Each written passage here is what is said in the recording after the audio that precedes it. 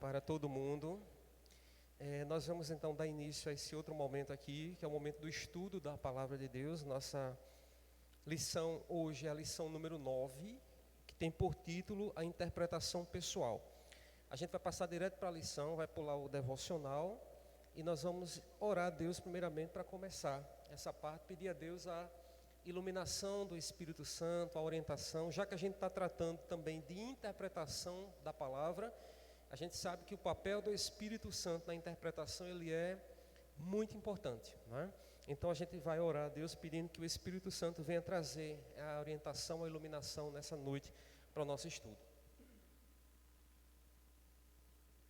Senhor, nós te louvamos e agradecemos, ó Deus, pelo dia que o Senhor fez. Queremos agradecer, ó Deus, pela tua graça manifestada, ó Deus, por Cristo Jesus em nossas vidas.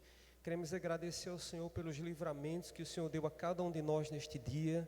Queremos agradecer, Deus, pelo alimento. Queremos agradecer, ó Deus, pelo ar que respiramos. Somos gratos a Ti, Senhor, nessa noite, pelos cuidados que o Senhor tem tido conosco, como igreja do Senhor, como corpo de Cristo.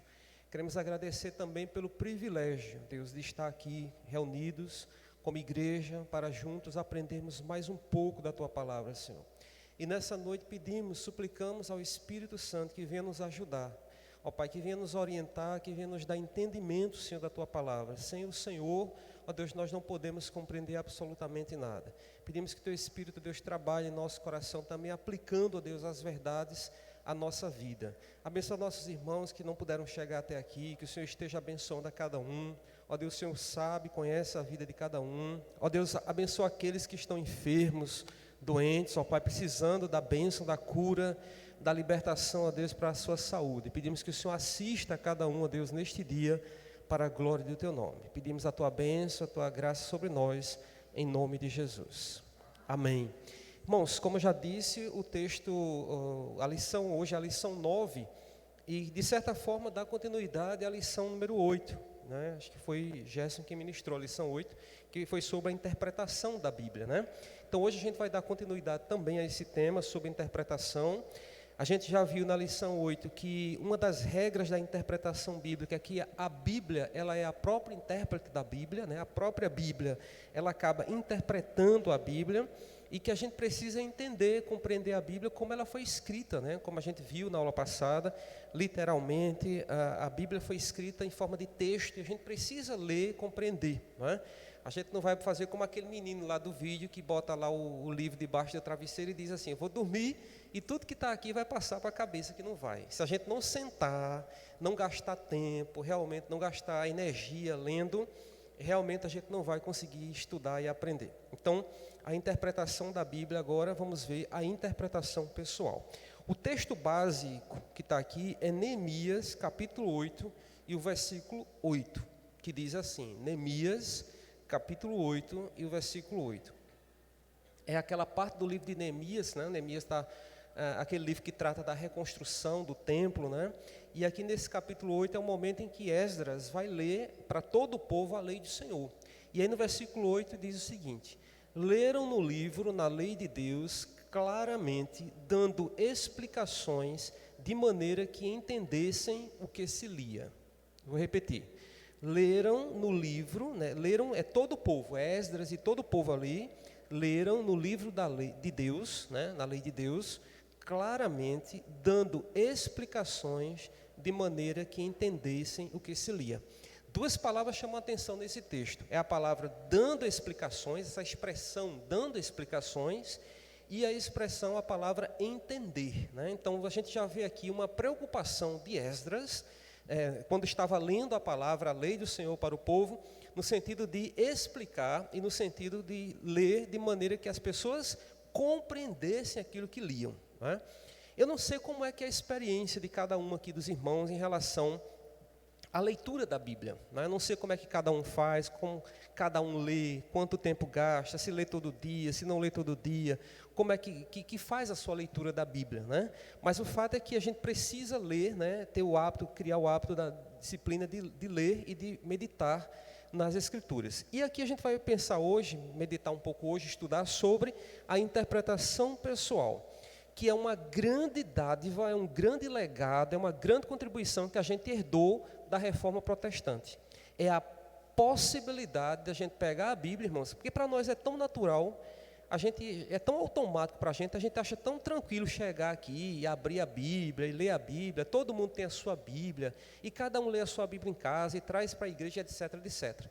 Mas eu gostaria de lembrar os irmãos, e a lição vai ter esse objetivo, de lembrar que nem sempre foi assim. Nem sempre a interpretação da Bíblia esteve à disposição de cada um de nós aqui, como a gente faz hoje, né? Isso é um legado, é uma conquista que a gente teve a partir da reforma protestante, né? Porque até então a interpretação da Bíblia ficava a cargo da igreja, né, que tinha o poder, que tinha digamos assim, a responsabilidade, e a interpretação ficava a cargo da igreja, até mesmo porque a Bíblia não era traduzida para o povo, como hoje a gente lê. Está aqui, né? Eu fiz até um exercício, é porque está pesado, irmão, está ali no banco. Eu trouxe até algumas Bíblias ali para mostrar. Não dá para ver tudo aqui, mas está ali no banco. Trouxe uma Bíblia de versão atualizada, trouxe uma Bíblia na versão João Almeida, revista atualizada, corrigida, na NVI, e várias versões que a gente tem hoje, vários tipos de tradução. Então, hoje a gente quer comprar uma Bíblia, a gente escolhe a versão que a gente quer, a tradução que a gente quer, ou seja, existe uma farta literatura bíblica no mercado e a gente escolhe como a gente quer. Então, veja, isso é um privilégio muito grande, mas nem sempre é assim. É uma bênção muito grande a gente hoje poder ter em casa, ter Bíblia em casa, ter uma Bíblia no carro, ter uma Bíblia no trabalho, ter uma Bíblia onde a gente quiser, porque existe essa possibilidade, né? E sem falar na Bíblia no celular, por exemplo, nos dispositivos móveis, como celular, tablet, etc, etc, né? Então, a gente tem essa bênção de desfrutar desse privilégio de ler a palavra de Deus. Embora, apesar de tudo isso, tem gente que negligencia totalmente a leitura, o estudo, né, da Bíblia, que não dá a mínima importância, né? E aí a gente lembra agora dos países onde não há permissão, por exemplo, para se pregar o Evangelho. Quantas pessoas querem, desejam e anseiam e querem ter a Bíblia e não conseguem ter. Em outros lugares, as pessoas não têm a tradução para a sua língua. A gente pensa que hoje a Bíblia é possível de chegar em todos os lugares, mas tem lugares em que as pessoas não têm acesso à tradução. Inclusive, a gente conhece pessoas no Brasil que estão trabalhando nisso, em tradução de Bíblia para tribos indígenas, para povos não alcançados, porque a palavra ela não chegou ainda em todo lugar. E nós temos, eu vou reiterar isso, nós temos o privilégio de ter a palavra de Deus em língua portuguesa, escrita, né, traduzida em língua portuguesa, e hoje em versões bem mais fáceis, né? Em versões em que a linguagem é bem mais próxima para a gente entender, para a gente compreender. Então, a lição de hoje trata disso.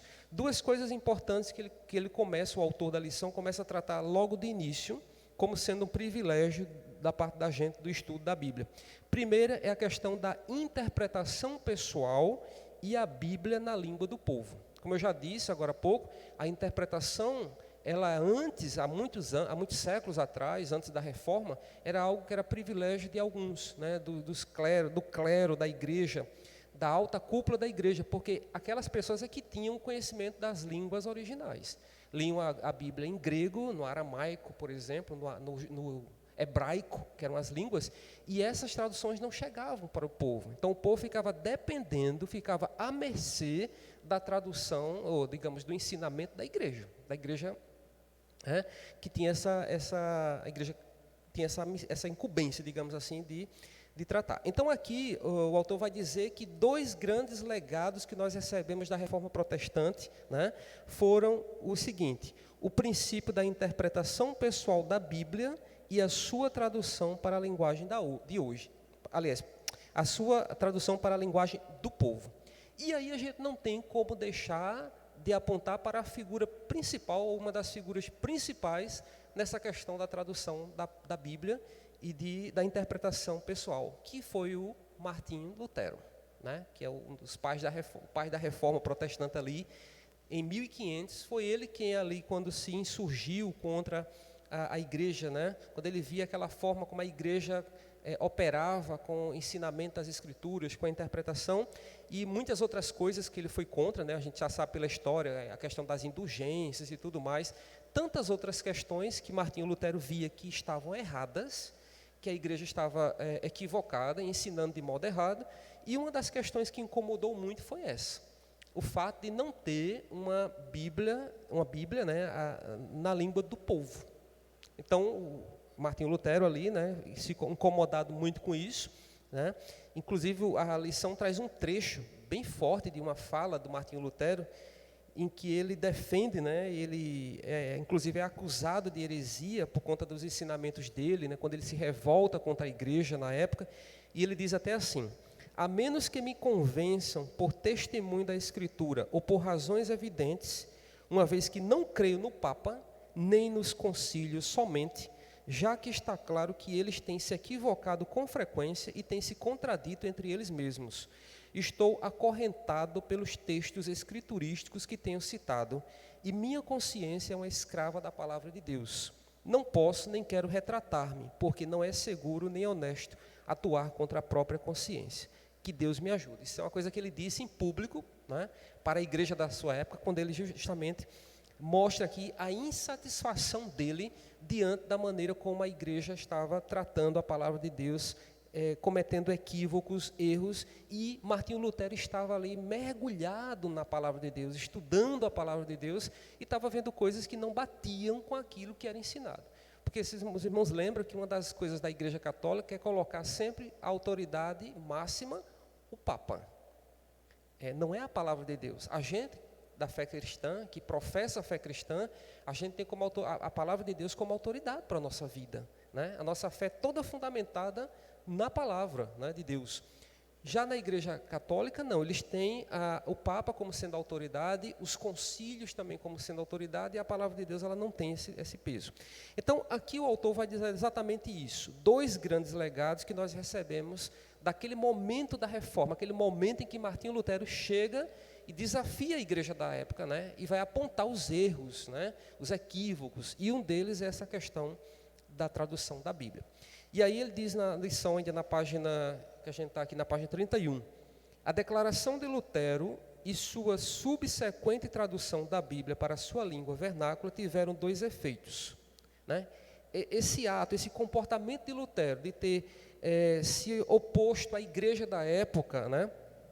E depois ter trazido a tradução da Bíblia, né? Inclusive para o alemão, que era a língua lá do povo, tiveram 2 efeitos importantes. O primeiro efeito, tirou da Igreja Católica Romana o direito exclusivo de interpretação, né? Como eu já disse logo no início, a igreja tinha esse domínio, esse poder da interpretação da Bíblia, né? Para passar para o povo a interpretação. E o segundo efeito disso é que colocou a interpretação nas mãos do povo. Só que aí também teve um problema. Colocar a interpretação também nas mãos do povo, essa mudança ela trouxe um outro problema, que aí é um problema que até hoje nós temos, que é o seguinte: alguns segmentos do cristianismo enveredaram-se pelo subjetivismo, afastando-se da fé cristã histórica. O que é esse subjetivismo? Eu interpretar a Bíblia do meu jeito. Olha o problemão também, que foi arrumado, né? E isso aconteceu logo, um dos graves problemas que eles viram foi isso, o fato da interpretação. E hoje até hoje a gente vê os efeitos disso, né? Quantas barbaridades a gente não ouve por aí na mídia, né? De pessoas, líderes de igrejas grandes que arrastam multidões e fazendo interpretações equivocadas da Bíblia. Quando eu estava preparando essa lição, coincidência ou não, fui ver um vídeo no Instagram. E aí era um vídeo de um pastor, um teólogo, não sei quem ele é. Eu sei que é uma pessoa que fica sempre trazendo mensagens e vídeos e postagens, mostrando como muitas vezes as pessoas interpretam os versículos da Bíblia de maneira descontextualizada, errada, e aí aplicam de qualquer forma na vida. Aí ele estava mostrando aquele caso de Mateus, quando diz assim, quando Jesus diz, onde estiverem 2 ou 3 reunidos em meu nome, ali estarei presente. Lembra desse texto? Mateus fala isso, onde estiverem 2 ou 3 reunidos, acho que em meu nome, eu estarei presente. E ele vai dizer que, e realmente a gente vê muito isso, as pessoas usam muito esse versículo para se referir àqueles cultos pequenininhos, onde tem pouca gente, uns gatos pingados. Aí a pessoa até diz, não tem problema, onde tiverem 2 ou 3 reunidos no meu nome, Deus está presente. Não é assim que a gente ouve? E ele foi explicar e mostrar como esse versículo, essa interpretação ela é descontextualizada. Ali é uma situação em que Jesus está mostrando um caso, quando um irmão ele tem algum problema com o outro, e os dois vão pedir perdão um ao outro, vão se reconciliar, e ali a recomendação, a instrução de Jesus é que haja testemunhas. Se não chegarem a um acordo, que haja 1 ou 2 testemunhas para ver que ali não houve resultado nenhum. Essa foi a orientação. Aí o texto anda mais um pouquinho e Jesus termina dizendo assim, porque onde estiverem 2 ou 3 reunidos, esses 2 ou 3 reunidos são as testemunhas. É como se Jesus estivesse dizendo assim, onde estiverem 2 ou 3, onde tiverem 2 ou 3 testemunhas ali, eu estou no meio porque realmente é o procedimento correto e eu estou de acordo e eu estou no meio. Né? Então veja, como esse versículo, existem outros e outros que a gente vai pegando assim da Bíblia no dia a dia e aplicando. E aí onde está o problema, irmãos, porque às vezes a gente pode interpretar de forma descontextualizada e acreditar tanto nessa interpretação e aquilo dá errado, aí você começa a ficar, peraí, mas não é a Bíblia diz assim, aí começa a se frustrar com algumas coisas, porque não foi aquilo realmente que, o significado que o autor quis dizer naquele contexto, naquele momento. Então, esse é um problema sério, o problema da interpretação, porque na interpretação a gente tem que buscar, na interpretação da Bíblia, a gente tem que buscar as verdades bíblicas e não as nossas verdades. Porque às vezes eu vou ler um texto e eu estou tão com a mente assim, estou tão focado nos meus valores, nas minhas crenças, naquilo que eu acho, naquilo que eu acredito, que quando eu estou lendo, parece que, isso aqui está se encaixando com o que eu penso. Então, eu vou começar a tirar dali coisas de acordo com aquilo que eu acho que é. E aí é onde está o problema. E não é assim. É o contrário. A gente vai ler o texto bíblico com a preocupação de entender o que está lá. Qual é a verdade que o texto comunica. E essa verdade ela pode ser algo que venha frontalmente contra a minha vida, contra aquilo que eu penso, como a forma como eu estou agindo. E aquilo, claro, que vai ter que me incomodar. É por isso que a palavra de Deus diz que ela é como espada, né? Afiada, né? Que ela vai cortar, porque realmente a gente está lendo a palavra e ela vai confrontar a nossa vida. Por isso que às vezes machuca, por isso que às vezes a exposição bíblica dói, né? Não sei se os irmãos têm essa experiência, eu espero que tenham. De às vezes está ouvindo uma pregação, né? E você sai mais murcho da igreja do que deveria, né? Sai assim, aí depois, mas aquilo tem um efeito bom depois, porque realmente você para refletir. No momento, dói um pouquinho, é como uma surra. No momento da surra, o negócio dói ali. Mas depois o efeito moral que aquilo vai ter, o efeito daquilo na nossa vida vai ser bom. É como a palavra de Deus, né? Ela vai lá na ferida. Então, esse é o efeito. Então, por isso que a gente tem essa preocupação, irmãos. Nós que somos de confissão cristã reformada, nós temos essa grande preocupação com a interpretação do texto sagrado. Aqui a gente está tratando mais digamos assim, do privilégio que a gente tem de poder ter a interpretação pessoal da Bíblia, ou seja, cada um de vocês aqui pode e deve ler a Bíblia em casa, estudar a Bíblia em casa, interpretá-la. Isso é um privilégio que a gente recebeu. Ou seja, nenhum de nós aqui está dependendo da interpretação do pastor, de quem está ensinando. Não, você é livre para estudar. Você não é livre para dizer o que você quer, entender o que você quer, claro, nem eu. Mas nós somos livres para pegar a Bíblia, abrir, ler, meditar, estudar a palavra de Deus. E é claro que quando a gente tiver dúvidas, a gente pergunta a outra pessoa, né? Então a gente vai perguntar a quem a gente não sabe, ou vai estudar, vai procurar formas de resolver aquilo. E eu estou dizendo isso porque não é fácil. Não sei se os irmãos concordam, se acham isso, mas nem toda passagem bíblica é claríssima. Há textos que realmente a gente precisa se debruçar mais, estudar mais e buscar apoio para entender, para compreender a Escritura, né? Mas não é algo que seja inalcançável, não. A palavra de Deus é a revelação de Deus, é a maneira como Deus se revelou. Então, esse princípio da interpretação, ele diz aqui, pessoal, não significa que o povo de Deus tenha o direito de interpretar a Bíblia de maneira que bem entende. Como o direito de interpretar as Escrituras, vem também a responsabilidade de interpretá-las corretamente. Está até itálico aí no texto, que é o que é mais importante, né, de interpretar corretamente. O que estamos fazendo é buscar entender o que a palavra diz em seu contexto. Esse é o trabalho da gente. E eu quero que vocês entendam porque é que muitas vezes o pastor fala tanto aqui de pregação expositiva, de exposição do texto, vamos fazer a exposição de tal livro, vamos fazer a exposição de tal texto. Porque é esse o trabalho que ele está dizendo aqui, irmãos. O que estamos fazendo é buscar entender o que a palavra diz em seu contexto, antes de prosseguirmos para a tarefa igualmente necessária de aplicá-la à nossa vida. Ou seja, há dois movimentos na interpretação. A gente precisa entender o que é que significa aquilo que foi dito lá naquele contexto. Então, quando eu abro lá Mateus, eu preciso entender que Mateus foi escrito há mais de 2000 anos, digamos. Vamos pensar em 2 milênios. É muito tempo. Se um texto que foi escrito há 10, 20 anos já tem um contexto diferente, de história diferente, imagina um texto que já se passaram, né, mais de 2000 anos, ou mais de 1000 e tantos anos. Enfim, a gente precisa entender o contexto daquilo ali. Então a gente vai lá, por exemplo, o livro de João. Está lá aquela história, acho que até o pastor já pegou sobre isso, que está pregando em João, capítulo 4, lá sobre a mulher de Samaria. Então a gente precisa entender o que era Samaria naquela época, quais eram os costumes das pessoas daquela época, como essas pessoas se vestiam, por que se vestiam assim, por que falavam assim, por que moravam onde moravam, porque pensavam, porque pensavam. A gente tem que entender, irmãos, fazer uma viagem, sabe? A gente vai lá para o tempo deles e dizer assim, como é que essas pessoas viviam, como é que essas pessoas eram, para poder entender o que é que João está, né, o que o escritor está falando, o que é que Deus está ensinando para aquele povo naquela época. Entendeu isso? Volta para o nosso tempo aqui e aí vai dizer, o que isso tem a ver comigo?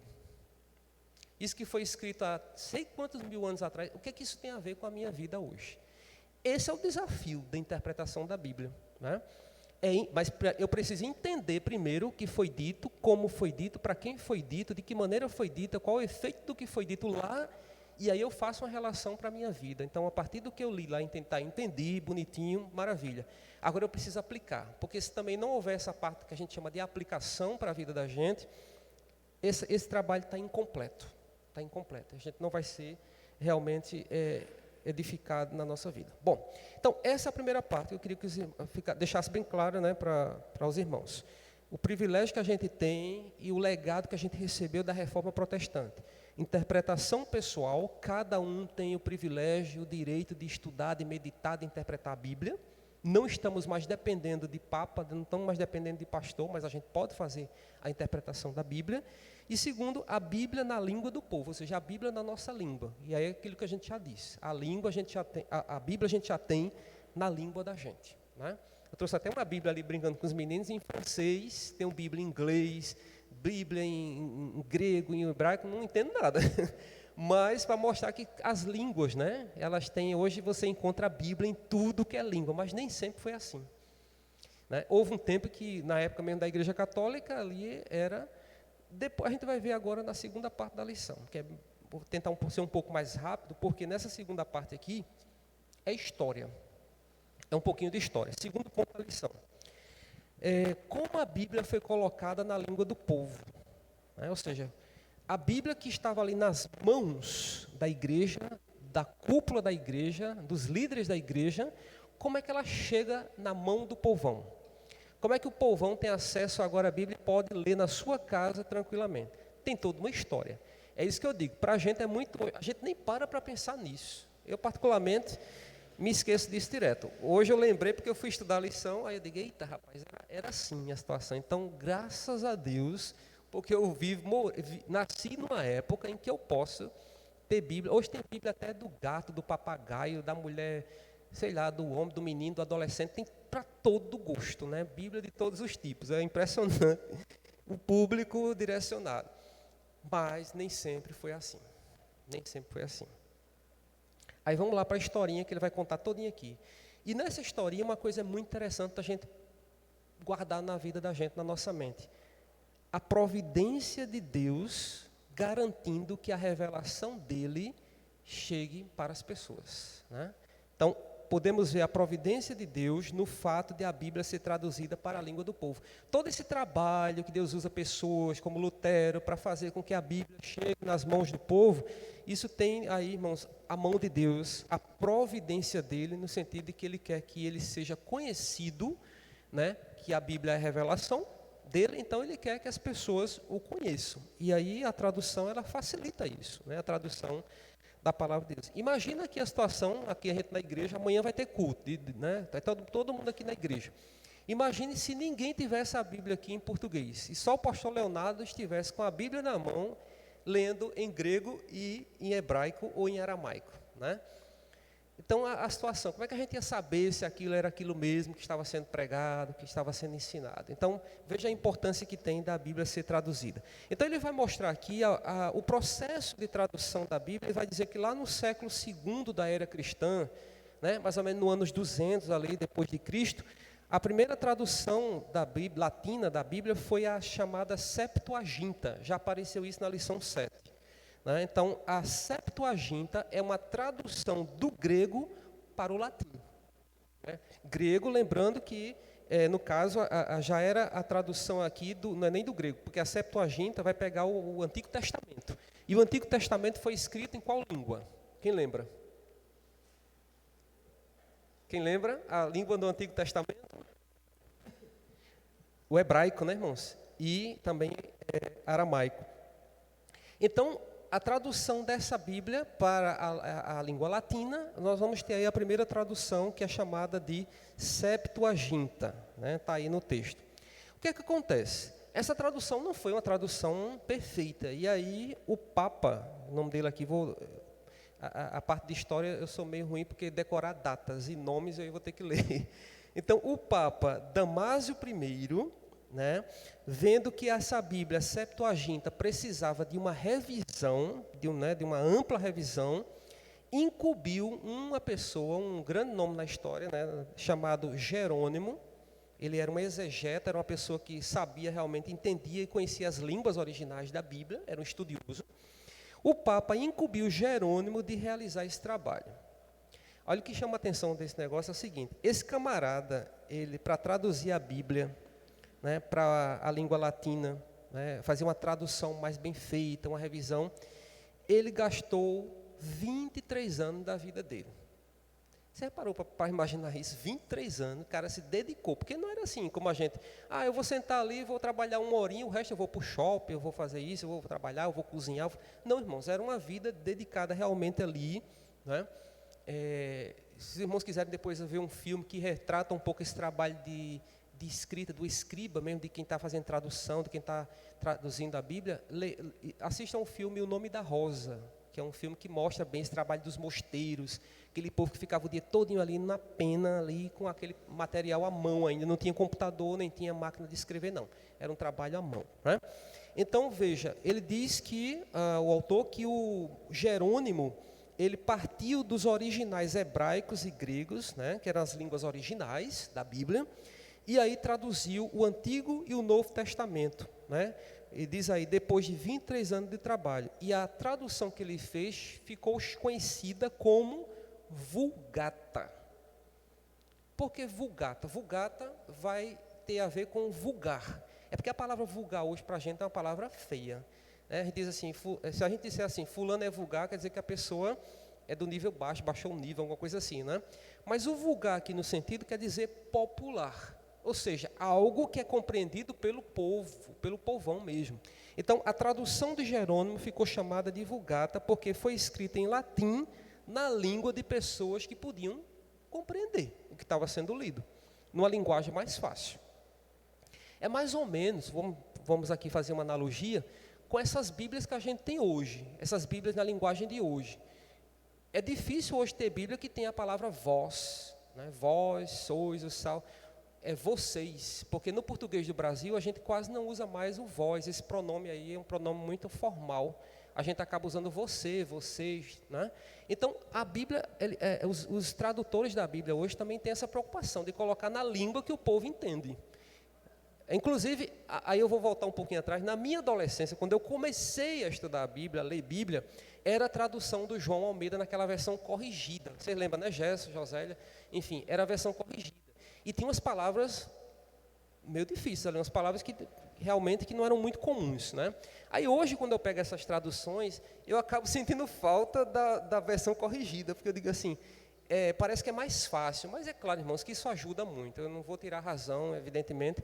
Eu, inclusive, recomendo sempre que alguém for comprar a Bíblia, né, adquirir uma Bíblia, que procure uma versão realmente mais fácil de entender. E o texto às vezes já é difícil, e a gente ainda vai usar com palavras difíceis, né?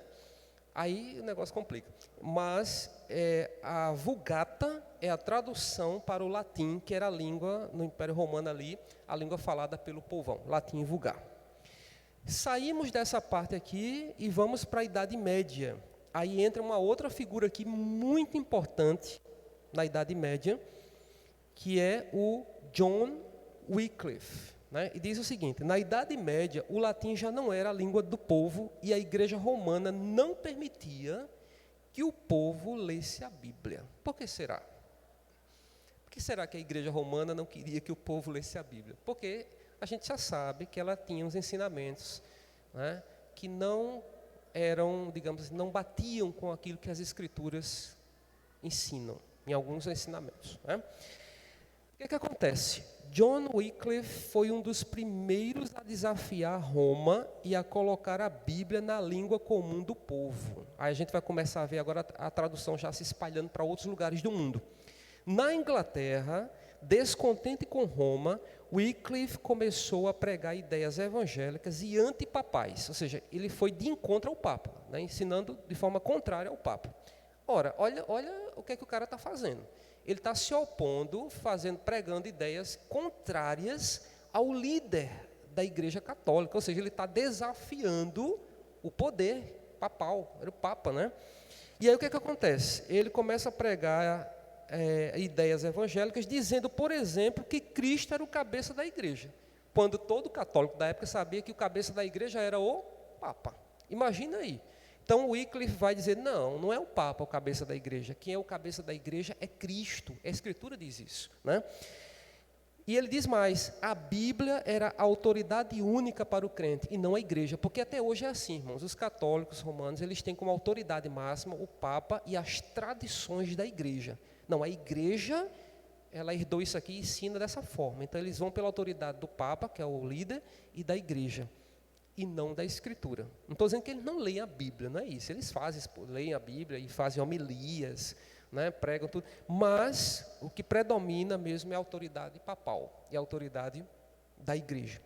E aí o Wycliffe começou a pregar de forma contrária, mostrando a verdade. Para apoiar essas ideias, começou a traduzir a Bíblia para a língua popular. E aí, em 1382, com a ajuda de outras pessoas, ele completou a tradução para o inglês. E aí é assim como a Bíblia chega no ano de 1382, 1400 e alguma coisa, é quando a Bíblia chega, isso antes da reforma ainda. A Bíblia chega à Inglaterra. E aí, é claro que isso não ficou sem resposta. O atrevimento, entre aspas, do John Wycliffe teve punição.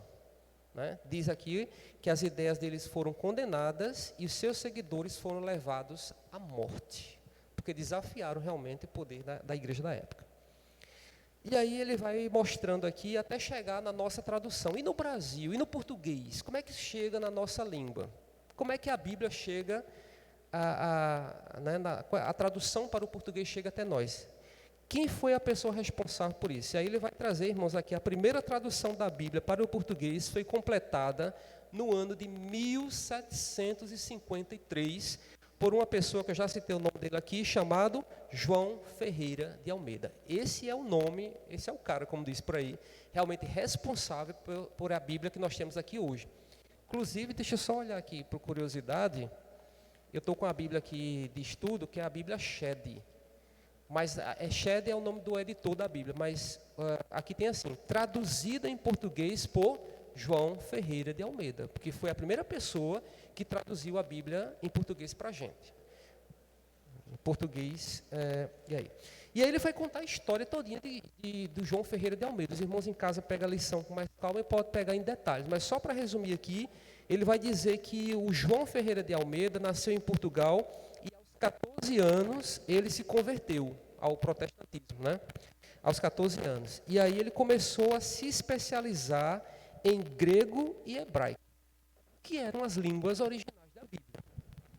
O grego do Novo Testamento e o hebraico do Antigo Testamento. Então, o João Ferreira de Almeida começa a se especializar nessas línguas, e aí ele vai para a Indonésia, onde conseguiu fazer a tradução do Novo Testamento. Isso ele fez em 1670. E aí o que acontece? Publicou em 1681. Só que ele morreu muito prematuramente e não completou a tradução da Bíblia toda. Ele traduziu o Novo Testamento todinho primeiro, aí depois foi traduzir o Antigo. E parou em Ezequiel 48, versículo 21. Foi o último trabalho. E foi longe, né? Graças a Deus que deu tempo de chegar em Ezequiel ainda. Mas, né, porque imagina, o Antigo Testamento todinho é grande demais para traduzir, irmãos. E eu estou falando de um trabalho aqui, porque eu sou da área de letras, então a gente tem uma área de tradução, que não é a minha área, mas é uma área irmã da minha área. E não é um trabalho fácil. Não é eu pegar uma palavra aqui, casa, está na língua grega, eu vou botar aqui casa. Não é assim que a gente faz tradução, palavra por palavra. Tem que entender profundamente o que a pessoa, aquela história da exegese, o que disse, por que disse aquilo, qual foi o contexto, qual foi a situação, quem eram os ouvintes da época. Tem que entender tanta coisa para poder fazer a tradução. Porque tem palavra na nossa língua que é da língua de lá, que não é da nossa. E aí como é que vai ser? Se não tem palavra aqui para dizer exatamente qual era a palavra da outra língua. Tem que procurar a palavra mais próxima para isso. Não sei se os irmãos já ouviram, sempre alguém brinca com isso, e é verdade. A gente não tem, por exemplo, os americanos não têm a palavra saudade, é a palavra nossa.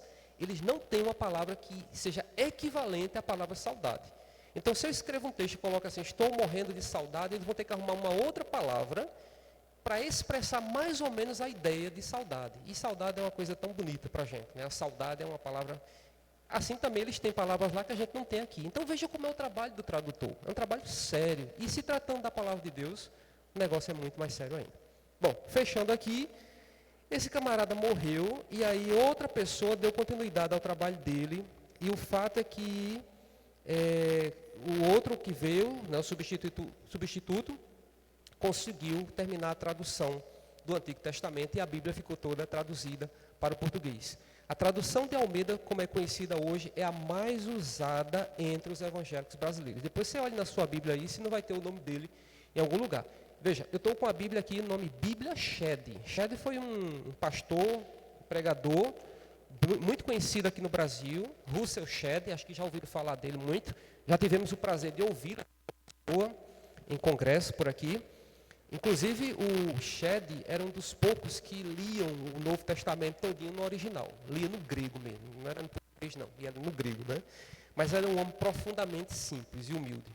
Eu acho que, só um parênteses, eu acho que uma das pregações mais simples que eu já ouvi, que eu procurei a homilética e não achei, mas assim, uma das mais profundas que eu ouvi foi do Russell Shedd num congresso aqui na Juvep. Era aquela mensagem de você ouvir e com a lágrima descendo assim no olho da profundidade. Mas não tinha assim, a coisa da homilética, do sermão, não. Não estou dizendo que isso é importante. Mas eu estou dizendo assim que o homem sabia muito, muito mesmo, mas era de uma intimidade com Deus tão grande que aquilo se refletia no sermão. Esse microfone está falhando. Por fim aqui, como último ponto de lição, vem eu considero um aspecto muito importante. Eu não estou dizendo que é o mais importante, porque quando a gente vai fazer a interpretação, a gente tem que entender, irmãos, que a gente precisa ler o texto, como eu já disse aqui, tem que entender o que o autor quis dizer, tem que ir lá para o contexto, saber qual foi o propósito do autor ao dizer aquilo, estudar o texto, tudo direitinho para poder fazer a aplicação. Mas aqui no ponto 3 da lição, o autor da revista vai trazer um aspecto muito importante, que é o testemunho interno do Espírito Santo. Ou seja, o papel do Espírito Santo na interpretação. Porque a gente não vai achar que é simplesmente um trabalho intelectual da nossa parte, né? Mesmo os mais estudiosos da Bíblia, os que conhecem, que têm muito conhecimento profundo mesmo da Escritura, é dependente do Espírito Santo de Deus para entender, porque nós estamos tratando aqui de coisas espirituais. Né? É como Paulo diz lá, né? O homem natural não pode entender as coisas espirituais. Por isso que a gente precisa do Espírito Santo. E uma coisa fantástica que eu guardei aqui da lição, eu não vou ler tudo, mas eu pensei aqui algumas partes, né, mais importantes, mas uma coisa que muito chamou a atenção é que realmente a gente compreende a Escritura e tem essa facilidade para entender a Escritura, não é porque a nossa mente é uma mente privilegiada, é melhor do que os outros, não. Mas é porque o Espírito Santo que inspirou mora em nós. Simples assim. O Espírito Santo de Deus é que nos ajuda a compreender. Então, a partir do momento que a pessoa ela é regenerada, que ela recebe o Espírito Santo, na nova criatura, uma pessoa que tem uma nova vida, ela passa a ter o Espírito Santo em sua vida, então a Escritura ela também vai ser facilmente aí, compreendida, porque o Espírito Santo é quem vai fazer esse trabalho de iluminar a mente, de afastar toda e qualquer obscuridade, qualquer ponto escuro, incompreensível. Eu não estou querendo dizer com isso que agora a gente entenda do Gênesis 1 a Apocalipse 22 está tudo fácil. Não, não é bem assim. Mas significa dizer que as verdades espirituais proclamadas e reveladas na Escritura, elas vão ser compreendidas porque o Espírito Santo de Deus vai fazer esse trabalho. Então ele vai dizer aqui que a autoridade das Escrituras é uma questão de fé e não de argumentação. Apesar da Escritura trazer provas e sinais muito claros e inquestionáveis da autoridade que ela tem, essas evidências, esses sinais por si só, eles não conseguem convencer o incrédulo a crer em Jesus. Na verdade, não adianta.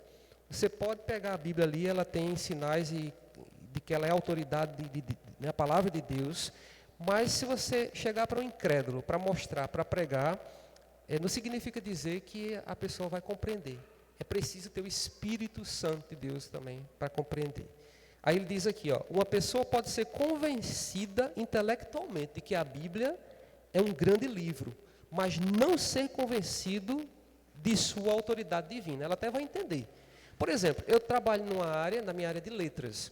Eu tenho professores, colegas que leem a Bíblia. Por exemplo, tem um colega que fez um estudo do livro do Jó, fantástico, como literatura. É professor de literatura, então faz uma análise literária de Bíblia que nem muito teólogo consegue fazer. Mas é um trabalho meramente intelectual. É que ele diz aqui, é um trabalho, intelectual, ele é convencido, mas ele não acredita que isso aqui é a palavra de Deus. Não crê. É um livro escrito por pessoas normalmente assim, mas não tem nada de inspiração de Deus, de Espírito, não tem nada disso. Então é isso que ele está querendo dizer aqui. A pessoa pode ser convencida intelectualmente de que a Bíblia é um grande livro, mas não acredita que é a palavra de Deus como a gente acredita, porque a gente faz isso por um ato de fé. Se vocês pararem para pensar, e eu também, que a gente está aqui no sábado de noite, por questões de fé. A gente acredita nisso aqui, que eu preciso estar na igreja para ouvir a palavra, para crescer, para me alimentar, para se edificar, tudo aquilo que a gente sabe porque está aqui, e não está em outro lugar. Então, até isso, o trabalho, aí ele diz mais, isso acontece porque crer e submeter-se à autoridade das Escrituras é resultado do testemunho interno do Espírito Santo. Porque não basta só crer, inclusive, mas a gente se submete às próprias Escrituras. Não é o nosso esforço do dia a dia, irmãos. A gente está ali todo dia pecando, mas pedindo a graça de Deus e lendo a palavra para saber como é que deve andar. Não é o livro que nos instrui, não é a nossa regra de fé e prática, prática também. Então é isso que ele está dizendo, isso acontece porque crer e submeter-se à autoridade das Escrituras é resultado do testemunho interno do Espírito Santo. Porque nós temos o Espírito Santo na nossa vida, nós nos submetemos à autoridade da Escritura. Do contrário, se a gente não tivesse o Espírito Santo de Deus, isso aqui não serviria para nada para nós. A gente desprezaria e não se submeteria a nada que está aqui. Que história é essa de eu mudar minha vida, meu comportamento, meu modo de ser, meu modo de pensar por causa desse livro? Não é assim que muitos dizem? Eu vou mudar minha forma de ser no mundo por causa de um livro? Não. É isso que nós fazemos, irmãos. Por um ato de fé, nós decidimos um dia nos submetermos à autoridade da Escritura, porque nós reconhecemos pela fé. E o mais interessante, fé que eu não tenho, mas é o próprio Deus quem coloca na gente. Porque se a gente parar para pensar, de onde é que vem essa fé que me faz eu estar aqui em igreja e congregando e buscando, né, mais de Deus e buscando a Cristo? É a fé que Deus coloca dentro de nós. O testemunho interno é uma ação do Espírito no coração da pessoa, iluminando sua mente.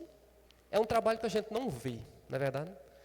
A gente não vê, mas internamente o Espírito Santo está ali todos os dias na sua vida, quando você está ouvindo a palavra, ou lendo a palavra em casa, ou ouvindo em qualquer lugar. O Espírito Santo está iluminando a sua mente, está removendo a obscuridade do seu coração, para que você reconheça a Bíblia como palavra de Deus. É por isso que muitas vezes você está ali, sem fazer nada, de boa, e de repente apenas leu uma palavra, ouviu alguém falar uma palavra, ouviu uma canção que tinha a palavra, e de repente ali o Espírito Santo de Deus faz uma obra grande na sua vida. Encoraja, você está desanimado, de repente vem aquele ânimo, aquela fé. Ou você está triste, de repente Deus traz alegria, porque a palavra é vida, né? A palavra transforma também, então ela muda o estado das pessoas. Por isso que é importante, e o trabalho do inimigo é sempre, irmãos, afastar a palavra da gente, das pessoas. Por isso que ele não quer que as pessoas ouçam a palavra, porque a palavra de Deus, ela é como espada afiada ali de 2 gumes que corta, né, o coração do homem. Já encaminhando aqui para o final, ele diz aqui mais, aquilo que eu já falei, o testemunho interno ocorre ao mesmo tempo da regeneração, também produzida pelo Espírito. Isto é, a mudança para uma nova criatura envolve compreender as Escrituras e crer na sua mensagem como vinda de Deus, né? O Espírito Santo de Deus nos capacita a entender que a Escritura, ela é uma mensagem que vem de Deus, que é proveniente de Deus, que chega até nós da parte de Deus. O Espírito dá testemunho no nosso interior com a palavra e por meio da palavra, nunca um testemunho separado desse provido da Escritura. Aí a pergunta que o autor faz, a problematização que ele levanta é a seguinte, né? Está tudo muito bem, é o Espírito Santo quem ajuda, né, a nós entendermos a autoridade, tudo bem. Agora a pergunta que ele faz é o seguinte: se o homem natural, o homem que não é cristão, que não tem o Espírito Santo de Deus na vida, se ele não pode entender as coisas do Espírito, como Paulo diz lá em 1 Coríntios, e a inerrância das Escrituras é uma dessas coisas, né, que a Bíblia não erra, como é que ele pode ser salvo e entender a mensagem de Deus na Escritura? Né? Então, repetindo, se o homem natural não pode entender as coisas do Espírito de Deus, como é que ele pode ser salvo e entender a mensagem da Escritura? A resposta é somente pela ação interna do Espírito. Por isso que o nosso trabalho é pregar, é proclamar. Quem faz o trabalho de conversão ali não é nós, não somos nós. É o Espírito Santo de Deus que vai ali fazer o trabalho. Aí, como ele diz aqui, primeiro ele testifica com o nosso espírito que nós somos filhos de Deus, está lá em Romanos, não dá tempo de ler a gente aqui a referência. Depois o Espírito nos conduz a toda a verdade, como João diz lá também. E um dos passos é selar em nosso coração a certeza de que a Escritura é a palavra de Deus. Se a gente chegou a um patamar que a gente ainda não tem isso 100%, a gente precisa revisitar o coração da gente, a vida da gente e entender o que está acontecendo. Mas a gente precisa, a essa altura da caminhada cristã, ter a plena convicção e a certeza de que a Escritura é a palavra de Deus. E o outro passo é abrir o nosso intelecto, a nossa mente, para compreender o seu ensino. Tá? Então, uma vez que o Espírito Santo de Deus faz esse trabalho de nos convencer, de mostrar que a Escritura é a mensagem, é a palavra de Deus, cabe agora abrir a nossa mente também para compreendermos a palavra, né? E o Espírito Santo faz esse trabalho. Então, nessa sessão aqui, os irmãos em casa podem aprofundar mais um pouquinho. Ele vai explicar todo esse trabalho do Espírito Santo na vida da gente, esse trabalho interno, que testifica com o nosso coração a verdade, as verdades que nós aprendemos nas Escrituras, né? Para o finalzinho aqui ele diz mais: quando o Espírito testifica com o nosso espírito que a Bíblia é a palavra de Deus, sujeitamos o nosso discernimento a ela, a palavra, e confessamos que aquilo que ela afirma está muito acima de qualquer dúvida, porque tem sua origem em Deus. Então não tem dúvida alguma nisso aqui, porque eu tenho certeza, testificado pelo Espírito, de que é a palavra. Até porque a gente vai experimentando, ao longo da nossa caminhada, a gente vai experimentando as verdades, as promessas, tudo aquilo que a gente vai aprendendo, a gente vai experimentando na nossa vida. Acaba sendo algo objetivo, realmente, na nossa vida. Finalizando aqui, ele diz: o mesmo Espírito que inspirou o testemunho dos profetas e dos apóstolos, agora sela a verdade desse testemunho no coração dos crentes. Os cristãos se submetem à Escritura porque creem que ela é a palavra de Deus. Essa é a tese. Eu e você, a gente se submete e briga por isso aqui, defende isso aqui, porque a gente crê que é a palavra de Deus, não é outro livro qualquer. Né? Conclusão, eu vou ler a conclusão, que tiver com a revista, está na página 34. Ele termina a lição dizendo o seguinte: a reforma protestante deu à igreja uma tradução da Bíblia na língua comum e a cada crente o direito e a responsabilidade de interpretar a Bíblia pessoalmente. Veja, nós conquistamos com a reforma protestante o direito, mas também a responsabilidade de interpretar a Bíblia pessoalmente. O que é essa responsabilidade de interpretar pessoalmente? É de interpretá-la corretamente. Aí você pode dizer assim, mas como é que eu vou saber? Aí, irmãos, é onde entra toda essa outra parte, não sei se já foi trabalhado ou ainda vai ser, dos instrumentos que a gente também tem para buscar ajuda. Né? Por exemplo, hoje existe uma gama muito grande de material que as próprias Bíblias hoje, essas Bíblias de estudo, por exemplo, elas têm um monte de notinhas embaixo. Os irmãos já tiveram a oportunidade de folhear. Então ela tem um versículo aqui, e quando você vai para a notinha, ajuda muito a gente a entender. E a gente vai aprendendo assim, buscando esses recursos. Perguntando também. Você está meditando hoje eu vou ler aqui, vou ler um texto aqui, vou meditar no Salmo. Aí tem uma parte do Salmo que eu fiquei com dúvida, não entendi.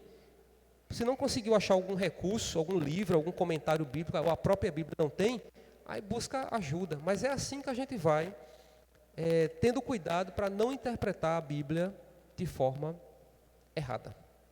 É a responsabilidade grande que a gente tem. A tradição da igreja, embora seja instrutiva como um guia, não tem autoridade igual à da Bíblia. Mesmo que a igreja ensine coisas que sejam úteis para a nossa vida, mas no final das contas, a autoridade máxima é a da palavra de Deus sobre nós. A interpretação pessoal não equivale a uma licença para o subjetivismo. E é por isso que hoje a gente tem tantas teologias por aí que vêm justamente desse subjetivismo. Teologia gay, teologia feminista, teologia racista, teologia não sei das quantas, tantas teologias que vocês não queiram nem saber que existe por aí, que vêm por causa de interpretações erradas. Erradas como? A pessoa vai ler a Bíblia e vai forçar a interpretação a partir do seu bel prazer, daquilo que eu acredito, que eu acho que é assim, então eu vou forçar esse texto aqui a dizer o que ele não está dizendo. Por fim, o princípio da interpretação pessoal leva consigo a obrigação de buscar a interpretação correta da Bíblia e suas múltiplas aplicações. Aí é uma coisa que eu queria chamar a atenção. A interpretação ela é única, mas as aplicações elas são várias. Então eu posso fazer várias aplicações para a minha vida a partir de uma interpretação de uma verdade que eu descubro no texto. Agora eu não vou encontrar várias verdades no texto. Isso aí não. Você vai encontrar um significado e a partir desse significado, que é uma verdade, é uma doutrina bíblica, aí você aplica para a sua vida, para a minha área financeira, para a minha área dos meus relacionamentos, como é que eu vou viver isso nos meus relacionamentos, como é que eu vou viver isso nas finanças da minha família, como é que eu vou viver isso no meu trabalho, como é que eu vou viver isso aqui e acolá. São aplicações que eu faço, mas o significado e a interpretação está lá. Então vejam a responsabilidade que a gente tem diante disso. Que o Espírito Santo nos ajude, então, todos os dias, né, nas nossas leituras, nas nossas meditações, e inclusive na forma como nós ouvimos também. Um dia desses teve uma exposição aqui, e eu estava na exposição, e depois uma pessoa me procurou para tirar uma dúvida, porque olha como foi interessante ela ter me procurado, porque a maneira como ela interpretou, como chegou até ela, não é como chegou, na verdade, como ela recebeu, houve um ruído ali no meio, no caminho, e entendeu errado. Aí eu tive que vir explicar, recuperar toda de uma forma rápida, a explicação.